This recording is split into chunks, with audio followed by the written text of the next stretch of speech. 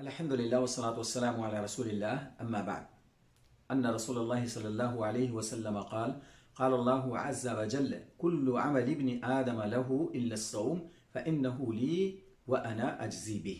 حدیث قدسی کے اس ٹکڑے میں اللہ رب العالمین نے روزہ کو جس قدر و منزلت سے دیکھا ہے اور روزے دار کے لیے جو بشارت سنائی ہے وہ انتہائی اہم ہے۔ اللہ کا یہ فرمانا کہ بنی آدم کے سارے اعمال اس کے لیے ہے، صرف روزہ، یہ روزہ میرے لیے ہے اور اس کا بدلہ میں دوں گا۔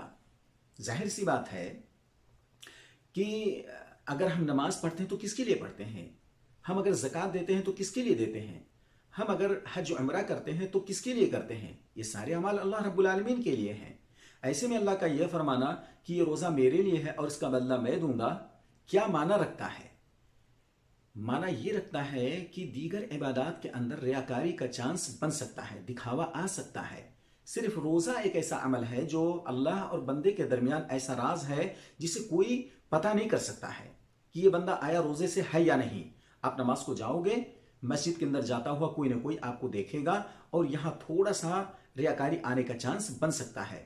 آپ زکوٰۃ کسی کو دو گے، کوئی نہ دیکھے، لینے والا دیکھے گا، یہاں پر ہمارا سینہ تھوڑا چوڑا ہو سکتا ہے۔ حج عمرہ کو جب بھی آپ نکلیں گے کوئی نہ کوئی آپ کو ضرور دیکھے گا، اور اب تو آپ دیکھیں گے کہ عمرہ یا حج کے نکلنے سے پہلے باقاعدہ فوٹو لینا شروع کر دیا جاتا ہے، پل پل کا فوٹو لے کر کے، اور اسے سوشل میڈیا کے حوالے کر دیا جاتا ہے۔ تو ان تمام اعمال میں ریاکاری آنے کا چانس ہے۔